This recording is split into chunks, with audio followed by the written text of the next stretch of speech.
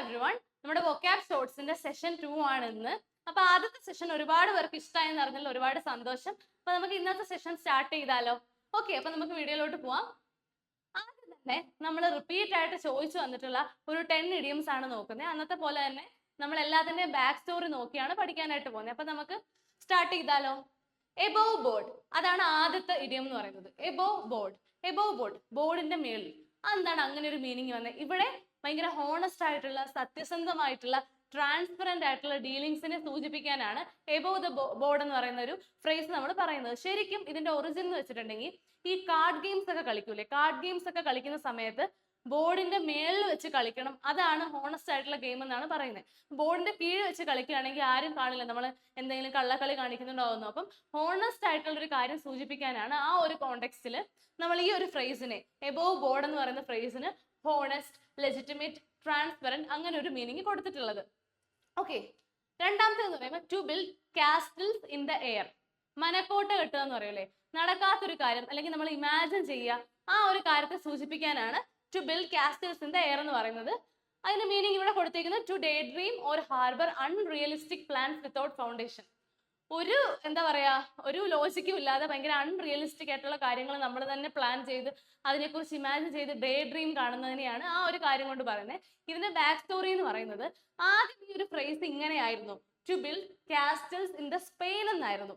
അതെന്ന് വെച്ചിട്ടുണ്ടെങ്കിൽ സ്പെയിൻ എന്ന് പറയുന്ന ഒരു കൺട്രി പണ്ട് ആർക്കും എത്തിപ്പെടാൻ പറ്റാത്തൊരു കൺട്രി ആയിട്ടായിരുന്നു കണക്കാക്കിയിരുന്നത്. അങ്ങനെ ആ ഒരു കോണ്ടെക്സ്റ്റിലാണ്, സ്പെയിനിൽ കാസ്റ്റൽസ് കെട്ടാൻ പറ്റൂലല്ലോ, അതുകൊണ്ടിട്ടാണ് ഈ ഒരു കാര്യത്തെ ഈ ഒരു ഫ്രേസുമായിട്ട് പറഞ്ഞിട്ടുണ്ടായിരുന്നത്. പിന്നീട് സ്പെയിനിന്റെ കാര്യങ്ങൾ, സ്പെയിനിൽ കൂടുതൽ ആളുകൾക്ക് വിവരം വെച്ചപ്പോഴേക്കും ആ ഒരു കോണ്ടെക്സ്റ്റ്, ആ ഒരു ഫ്രേസ് മാറ്റിയിട്ട് to build castles in the air എന്നാക്കി. അപ്പൊ പുതിയ വേർഷൻ ആണ് to build castles in the air എന്ന് പറയുന്നത്. അപ്പൊ അതിന്റെ മീനിങ് ആരും മറക്കണ്ട, to daydream or harbour unrealistic plans without foundation. Okay, അടുത്തത് on no account, not for any reason whatsoever under no circumstances. ഒരു ഗുണവും ഇല്ലാത്തൊരു കാര്യം അല്ലെങ്കിൽ എന്തെങ്കിലും ഒരു കാര്യം ചെയ്തിട്ട് കംപ്ലീറ്റ്ലി യൂസ്ലെസ് ആയിട്ടുള്ള ഒരു കാര്യം ചെയ്യുമ്പോൾ അതിനെ പറയുന്ന ഒരു പേരാണ് ഓൺ നോ അക്കൗണ്ട് എന്ന് പറയുന്നത്. അപ്പൊ അതിന്റെ മീനിങ് എന്ന് പറയുന്നത് not for any reason whatsoever under no circumstances. Okay, അപ്പം എക്സ് എന്ന് പറയുന്നൊരു കാര്യം നിങ്ങൾ ചെയ്യാണ്, ആ ഒരു കാര്യം ചെയ്തത് കൊണ്ട് നിങ്ങൾക്ക് ഒരു ഉപയോഗവുമില്ല, ഭയങ്കര യൂസ്ലെസ് ആയിട്ടുള്ള ഒരു കാര്യമാണ്. അപ്പൊ അങ്ങനത്തെ ഒരു കാര്യം ചെയ്യുന്നതിനെയാണ് ഓൺ നോ അക്കൗണ്ട് എന്ന് പറയുന്നത്. ഓക്കെ, അടുത്തത് സ്മെൽ എ റാറ്റ്. അപ്പം സ്മെൽ എ റാറ്റ് എന്ന് പറയുന്നത് ഇവിടെ കൊടുത്തിരിക്കുന്നത് ടു സസ്പെക്ട് സംതിങ് റോങ്, എന്തെങ്കിലും ഒരു കാര്യം, റോങ് ആയിട്ടുള്ള ഒരു കാര്യം സസ്പെക്ട് ചെയ്യുക. ഈ ഡോഗ്സും കാറ്റ്സും ഒക്കെ ഒളിച്ചിരിക്കുന്ന എലിയെ കണ്ടുപിടിക്കുന്നത് സ്മെല് ചെയ്തിട്ടല്ലേ, മണം പിടിച്ചിട്ടല്ലേ കണ്ടുപിടിക്കുന്നത്. ആ ഒരു കോണ്ടെക്സ്റ്റിലാണ് ടു സ്മെൽ എ റാറ്റ് എന്ന് പറയുന്നതിന് ടു സസ്പെക്ട് സംതിങ് റോങ്, എന്തെങ്കിലും ഒരു കാര്യം നമ്മൾ സസ്പെക്ട് ചെയ്യുക, ആ ഒരു മീനിങ്ങിലാണ് ഈ ഫ്രേസ് പറയുന്നത്, സ്മെൽ എ റാറ്റ്. ഓക്കെ, അടുത്തത് അറ്റ് ദ 11th hour. അതായത് നമ്മുടെ ബൈബിളിൽ ഒരു ഷോർട്ട് സ്റ്റോറി ഉണ്ട്. അതിൽ രാവിലെ മുതൽ വൈകുന്നേരം വരെ പണിയെടുക്കുന്ന ആൾക്കും അതുപോലെ അവസാനത്തെ മിനിറ്റിൽ വന്ന് അവസാനത്തെ അവറിൽ വന്ന് പണിയെടുക്കുന്ന ആൾക്കും ഒരേ വേജ് കൊടുക്കാനായിട്ട് തുടങ്ങി അതിന്റെ ലാൻഡ് ഓണർ. അപ്പൊ ആ ഒരു കോണ്ടെക്സ്റ്റിലാണ് നമ്മൾ at the 11th hour at the last possible moment എന്ന് പറയുന്നത്. അതായത് അവസാനത്തെ മൊമെന്റിൽ പോലും, അവസാനത്തെ നിമിഷത്തിൽ പോലും നമുക്ക് ചാൻസ് ഉണ്ട്, ഓപ്പർച്യൂണിറ്റി ഉണ്ട് എന്ന് കാണിക്കാനാണ് ഈ ഒരു ഫ്രേസ് നമ്മൾ പറയുന്നത്, അറ്റ് ദ 11th hour. ഇപ്പൊ 11th hour അല്ലേ, 12 മണിക്ക് മുന്നേ ഉള്ള ലാസ്റ്റ് അവർ 11th hour ആണ്. ആ ഒരു കാര്യത്തിലാണ് അവസാനത്തെ മിനിറ്റിൽ എന്തെങ്കിലും ഒരു ചാൻസ് കിട്ടുക, ഒരു ഓപ്പർച്യൂണിറ്റി കിട്ടുക, ആ ഒരു കാര്യത്തെ മീൻ ചെയ്തിട്ടാണ് at the 11th hour at the last possible moment ആ ഒരു കാര്യത്തിൽ നമ്മൾ പറഞ്ഞിട്ടുള്ളത്. അടുത്തതായിട്ട് ടു അസ്യൂം എയേഴ്സ്. അപ്പൊ അതിന്റെ മീനിങ് ഇവിടെ കൊടുത്തേക്കുന്നത് to act superior or behave pretentiously. അതായത് ഞാൻ എന്തോ വലിയ സംഭവമാണ്, ഞാൻ ഭയങ്കര സുപ്പീരിയർ ആണ്, ഈ ഒരു കാര്യത്തിൽ ആക്ട് ചെയ്ത് അങ്ങനെ ഏറെ പിടിച്ച് നടക്കുക എന്ന് പറയില്ലേ, ആ ഒരു രീതിയിൽ നടക്കുന്നതിനെയാണ് ടു അസ്യൂം എയേഴ്സ് എന്ന് പറയുന്നത്. ഓക്കെ, ഇതിന്റെ മീനിങ് അങ്ങനെ സ്റ്റോറി ആയിട്ട് പറയാനില്ല, നമുക്ക് തന്നെ ജസ്റ്റ് ഒന്ന് ഇമാജിൻ ചെയ്താൽ കണക്ട് ആവും. ടു അസ്യൂം എയേഴ്സ്, ഇങ്ങനെ ഏറെ പിടിച്ച് നടക്കുക, മസിൽ പിടിച്ച് നടക്കുക എന്ന് പറയൂലേ, ഞാൻ എന്തോ സംഭവമാണ്, ഞാൻ ഭയങ്കര സുപ്പീരിയർ ആണ്, എല്ലാവർക്കും മേളിലാണ്, എന്നാൽ അത്ര ഇമ്പോർട്ടന്റ് അല്ലാത്ത ഒരാളായിരിക്കും, പക്ഷെ ഞാൻ സ്വയം ഇമ്പോർട്ടന്റ് ആണ്, ഞാൻ അത്രയും മേളിൽ നിൽക്കുന്ന ഒരാളാണ് എന്ന് പ്രിറ്റൻഡ് ചെയ്ത് നടക്കുന്നതിനെയാണ് ടു അസ്യൂം എയേഴ്സ് എന്ന് പറയുന്നത്. അടുത്തത് on cloud 9, to be extremely happy or joyful. ഇതെന്ന് വെച്ചിട്ടുണ്ടെങ്കിൽ നമ്മൾ ക്ലൗഡ്സിനെയൊക്കെ ക്ലാസിഫൈ ചെയ്യുന്നത് വെതർ ക്ലാസിഫൈ ചെയ്യും, അതുപോലെ ക്ലൗഡ്സിനെയും ഓരോ നമ്പർ വെച്ചിട്ട് ക്ലാസിഫൈ ചെയ്യും. അതിൽ 9th ക്ലൗഡ് ആണ് ക്യുമുലോ നിംബസ് എന്ന് പറയുന്ന ക്ലൗഡ്. ഈ ക്ലൗഡ് ആണ് ഭയങ്കര എക്സ്ട്രീംലി ലാർജ്, അതുപോലെ ഫ്ലഫി, ഭയങ്കര ബ്യൂട്ടിഫുൾ, ആ ഒരു മീനിങ്ങിൽ നമ്മൾ പറഞ്ഞിട്ടുണ്ടായിരുന്നത്. അപ്പൊ ആ ഒരു മീനിങ്ങിലാണ് on cloud 9 to be extremely happy or joyful, ഭയങ്കര ഹാപ്പി ആയിട്ടുള്ള ജോയ്ഫുൾ ആയിട്ടുള്ള സിറ്റുവേഷനിൽ നമ്മൾ പറയുന്ന പേരാണ്, ഒരു ഫ്രേസ് ആണ് ഓൺ ക്ലൗഡ് 9 എന്ന് പറയുന്നത്. അപ്പൊ ഇതിന്റെ മീനിങ് ഇത്രയേ ഉള്ളൂ. ക്ലൗഡ് 9 എന്ന് പറയുന്ന ക്യുമുലോ നിംബസ് ഭയങ്കര എക്സ്ട്രീംലി ലാർജ് ആയിരുന്നു, ഭയങ്കര പ്ലസന്റ് ആയിരുന്നു. അപ്പൊ ആ ഒരു മീനിങ്ങിലാണ് എന്ത് പറയുന്നത്, ഓൺ ക്ലൗഡ് 9 എന്ന് പറയുന്നത് to be extremely happy or joyful എന്ന് പറയുന്നത്. അടുത്തത് to upset the apple cart. അപ്പൊ പണ്ട് ഈ ആപ്പിൾ ഒക്കെ സെയിൽ ചെയ്യാൻ പോകുന്ന സമയത്ത് ഈ കാർട്ടിൽ ഇങ്ങനെ കുന്നുകൂടി ഒരുപാട് ആപ്പിൾസ് അടുക്കി വെച്ചിട്ടാണ് കൊണ്ടുപോയിക്കൊണ്ടിരുന്നത്. അപ്പൊ എന്തെങ്കിലും ഒരു ഡിസ്റ്റർബൻസ് ഉണ്ടാകുമ്പോൾ, എന്തെങ്കിലും ഒരു ബംസ് ഒക്കെ ഉണ്ടാകുമ്പോൾ ഈ ആപ്പിൾ ഫുള്ള് താഴെ വീണ് എല്ലാം സ്പോയിൽ ആയി പോകും. അപ്പൊ ആ ഒരു ഒറിജിനിൽ നിന്നാണ് ഈ ഒരു ഇഡിയം ഉണ്ടായിരിക്കുന്നത്. അപ്പൊ അതിന്റെ മീനിങ് ഇവിടെ എന്ന് വെച്ചിട്ടുണ്ടെങ്കിൽ to disturb a carefully laid plan or disturb peace. എന്തെങ്കിലും കെയർഫുള്ളി പ്ലാൻ ചെയ്ത് ഉണ്ടാക്കിയെടുത്തൊരു പ്ലാനോ അല്ലെങ്കിൽ നമ്മുടെ സമാധാനമോ നശിപ്പിക്കുന്നതിനെ പറയുന്ന ആ ഒരു കോണ്ടെക്സ്റ്റിൽ പറയുന്ന ഇഡിയമാണ് to upset the apple cart എന്ന് പറയുന്നത്. അടുത്തത് hit the nail on the head, to be precise and accurate. ഭയങ്കര പ്രിസൈസ് അതുപോലെ ആക്യുറേറ്റ് ആയിട്ടുള്ള ആ ഒരു കാര്യത്തിനെ പറയുന്നതാണ് hit the nail on the head എന്ന് പറയുന്നത്. അപ്പൊ നെയിൽ എന്ന് പറഞ്ഞാൽ എന്താ, ആണി. ആണിയുടെ ഹെഡ് എന്ന് പറഞ്ഞാൽ എന്താ, അതിന്റെ മേളിലുള്ള ആ ഫ്ലാറ്റ് ആയിട്ടുള്ള ഒരു പോർഷൻ ആണ്. അപ്പൊ അവിടെ അടിക്കുമ്പോഴാണ് കറക്റ്റ് അത് ആ ഒരു ഹൂക്കിൽ വരുന്നത്, അത്രയും ഡെപ്തിൽ പോവുക, കറക്റ്റ് മെഷർമെന്റ് ആവുക അല്ലേ. അപ്പൊ ആ ഒരു മീനിങ്ങിലാണ് hit the nail on the ഹെഡിനെ to be precise and accurate എന്ന് പറയുന്ന ഒരു കോണ്ടെക്സ്റ്റിൽ യൂസ് ചെയ്യുന്നത്.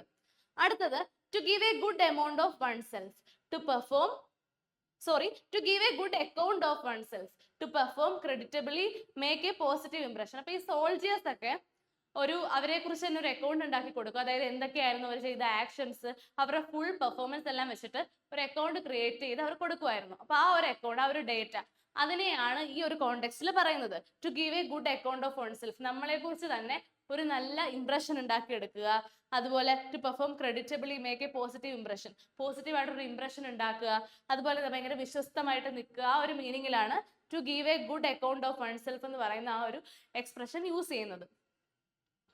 അപ്പൊ ഇത്രയും ഇഡിയംസ് ഒക്കെ എല്ലാവരും ഓർത്തിരിക്കൂലേ? നമ്മൾ ഇതിന്റെ കോണ്ടെക്സ്റ്റ് പറഞ്ഞു, സ്റ്റോറി ഉണ്ടെങ്കിൽ അത് പറഞ്ഞു. ഓക്കെ, ഇനി നമുക്ക് അടുത്തതായിട്ട് കുറച്ച് വൺ വേർഡ് സബ്സ്റ്റിറ്റ്യൂഷൻ നോക്കാം. നമ്മുടെ SSC MTSന് റിപ്പീറ്റ് ആയിട്ട് ചോദിച്ചു വരുന്ന കുറച്ച് വൺ വേർഡ് സബ്സ്റ്റിറ്റ്യൂഷൻസ് ആണ്. അപ്പൊ അതിൽ ആദ്യത്തെ എന്ന് പറയുന്നത് പ്ലേഗിയാരിസ്റ്റ്. അപ്പൊ ഇത് പ്ലേഗിയറിസം എന്ന് കേട്ടിട്ടുണ്ടോ? നമ്മൾ കോളേജിലൊക്കെ പ്രോജക്ട് സബ്മിറ്റ് ചെയ്യുമ്പോൾ പ്ലേഗിയറിസം ചെക്ക് ചെയ്യാന്ന് പറയില്ലേ? പ്ലേഗിയറിസം എന്ന് പറഞ്ഞിട്ടുണ്ടെങ്കിൽ one who copies from other writers and present workers their own. പ്ലേഗിയറിസ്റ്റിന്റെ മീനിങ് ആണ് കേട്ടോ അത്. അതായത് വേറൊരു റൈറ്ററിന്റെ വർക്ക് കോപ്പി ചെയ്ത് എടുത്തിട്ട് ഇത് എന്റെ വർക്കാണ് എന്ന് പ്രിറ്റൻഡ് ചെയ്ത് അവരുടേതായ വർക്കാണ് എന്ന് പ്രിറ്റൻഡ് ചെയ്യുന്നതിനെയാണ് പ്ലേഗിയറിസ്റ്റ് എന്ന് പറയുന്നത്. ഓക്കെ, അടുത്തത് നൊണഗനേറിയൻ. നൊണഗനേറിയൻ എന്ന് പറഞ്ഞു കഴിഞ്ഞാൽ A person aged between 19 and 100 years. 90നും 100നും വയസ്സിനിടയിൽ പ്രായമുള്ള ഒരാളെ പറയുന്നതാണ് നൊണഗനേറിയൻ എന്ന് പറയുന്നത്. ഓക്കെ, അടുത്തത് എക്രോഫോബിയ. അപ്പൊ പല ടൈപ്പ് ഓഫ് ഫോബിയസ് നമ്മൾ പഠിച്ചതല്ലേ? കഴിഞ്ഞ സെഷനിൽ നമ്മൾ അരക്നോഫോബിയ, ഫിയർ ഓഫ് സ്പൈഡേഴ്സ് പഠിച്ചു. ഈ സെഷനിൽ acrophobia, an abnormal fear of height or high places. ഭയങ്കര ഉയരമുള്ള ഹൈറ്റ്സിനെയും അതുപോലെ ഉയരമുള്ള സ്ഥലങ്ങളെയും ഭയങ്കര അബ്നോർമൽ ആയിട്ട് ഒരുപാട് പേടിക്കുന്ന ആ ഒരു സിറ്റുവേഷനെ പറയുന്നതാണ് അക്രോഫോബിയ. അത് എന്താ പറയാ, fear of heights or high places ആണ്, ഹൈറ്റിനെ ഉള്ള പേടി, അതിനാണ് അക്രോഫോബിയ എന്ന് പറയുന്നത്. അടുത്തത് മിസാൻത്രോപ്പ്. മിസാൻത്രോപ്പിസ്റ്റ് എന്ന് വെച്ചാൽ എന്താണ്? ഹ്യൂമൻ കൈൻഡ്, മനുഷ്യനെ തന്നെ വെറുക്കുക, സ്നേഹമില്ലാതെ അവരെ വിശ്വസിക്കാതിരിക്കുക, ആ ഒരു അങ്ങനെയുള്ള വ്യക്തിയെ പറയുന്നതാണ് മിസാൻത്രോപ്പിസ്റ്റ് എന്ന് പറയുന്നത്. Okay, one who hates or distracts humankind. അടുത്തത് polyglot, a person knowing and speaking several languages fluently. ഭയങ്കര ഫ്ലുവൻ്റ് ആയിട്ട് ഒരുപാട് ലാംഗ്വേജസ് സംസാരിക്കാൻ കഴിയുന്ന ഒരാളെ പറയുന്ന പേരാണ് പോളിഗ്ലോട്ട് എന്ന് പറയുന്നത്. ഓക്കെ, ഒരുപാട് ലാംഗ്വേജസിൽ ഫ്ലുവൻ്റ് ആയിട്ടുള്ള, ഒരേപോലെ ഫ്ലുവൻ്റ് ആയിട്ട് എല്ലാ ലാംഗ്വേജും സംസാരിക്കാൻ കഴിയുന്ന ആളെ പറയുന്ന പേരാണ് പോളിഗ്ലോട്ട് എന്ന് പറയുന്നത്.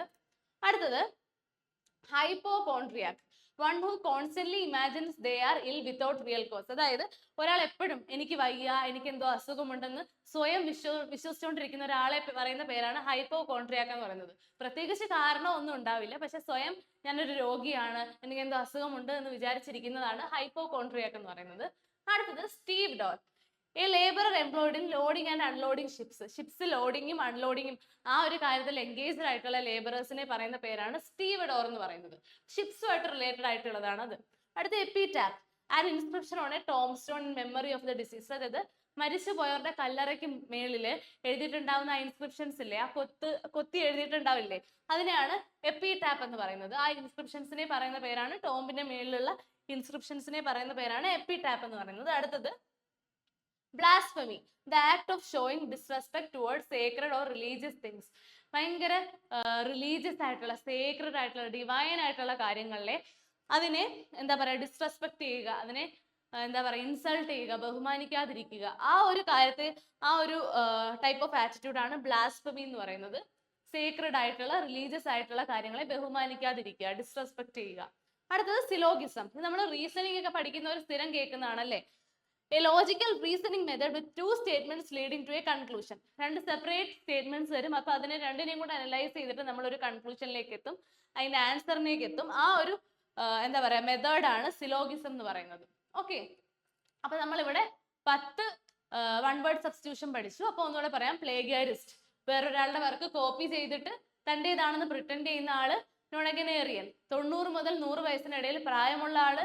ആക്രോഫോബിയ, ഹൈറ്റ്സിനോടുള്ള അബ്നോർമൽ ആയിട്ടുള്ള പേടി. അടുത്ത misanthropist, one who hates or distress humankind, മനുഷ്യനെ തന്നെ വെറുക്കുന്ന ആ ഒരു വ്യക്തിയെ പറയുന്ന പേരാണ്. അടുത്ത പോളിഗ്ലോട്ട്, ഒരേ സമയം ഒരുപാട് ലാംഗ്വേജസ് ഫ്ലുവന്റ് ആയിട്ട് സംസാരിക്കുന്ന ആളാണ് പോളിഗ്ലോട്ട്. അടുത്തത് ഹൈപ്പോകോൺട്രിയാക്, അതായത് സ്വന്തമായിട്ടൊരു രോഗിയാണെന്ന് വിശ്വസിക്കുന്ന ആ ഒരു അവസ്ഥ. അടുത്തത് സ്റ്റീവഡോർ, ഷിപ്സ് ലോഡിങ്ങും അൺലോഡിങ്ങുമായിട്ട് എൻഗേജ്ഡ് ആയിട്ടുള്ള ലേബറർ. എപ്പിടാഫ് എന്ന് പറയുന്നത് ടോംസിന്റെ മേളിലുള്ള ഇൻസ്ക്രിപ്ഷൻസ്. അതുപോലെ ബ്ലാസ്ഫമി എന്ന് പറയുന്നത് സേക്രഡ് അല്ലെങ്കിൽ റിലീജിയസ് ആയിട്ടുള്ള കാര്യങ്ങളിൽ കാണിക്കുന്ന ഡിസ്റെസ്പെക്ട് ആണ്. അടുത്ത സിലോഗിസം എന്ന് പറയുന്നത് ഒരു ലോജിക്കൽ റീസണിങ് മെത്തേഡ് ആണ്. ഓക്കെ, അടുത്തതായിട്ട് നമുക്ക് കുറച്ച് സിനോണിയംസ് നോക്കാം. ആദ്യത്തെ എന്ന് പറയുന്നത് എമിയബിൾ. ആദ്യത്തെ വേർഡാണ് എമിയബിൾ എന്ന് പറയുന്നത്. എമിയബിൾ എന്ന് വെച്ചിട്ടുണ്ടെങ്കിൽ ഭയങ്കര ഫ്രണ്ട്ലി ആയിട്ടുള്ള, അതായത് എന്താ പറയാ, ഭയങ്കര അപ്രോച്ചബിൾ ആയിട്ടുള്ള ആ ഒരു മീനിങ്ങിലാണ് എമിയബിൾ പറയുന്നത്. നമ്മൾ ഈ അമിഗോ എന്നൊക്കെ പറയില്ലേ, അമിഗോ മീൻസ് ഫ്രണ്ട് എന്നല്ലേ, ആ ഒരു ഇതിൽ നിങ്ങൾക്ക് ഓർത്ത് വെച്ചാൽ മതി. അമിബിൾ എന്ന് വെച്ചിട്ടുണ്ടെങ്കിൽ ഫ്രണ്ട്ലി അല്ലെങ്കിൽ കോൺജെനിയൽ എന്നൊക്കെ പറയാം അല്ലേ. അമിയബിൾ, ഫ്രണ്ട്ലി, കോൺജെനിയൽ, കംഫർട്ടബിൾ, ഇതൊക്കെയാണ് അമിയബിളിന്റെ മീനിങ് എന്ന് പറയുന്നത്. അടുത്തത് എഫ്ലുവന്റ്.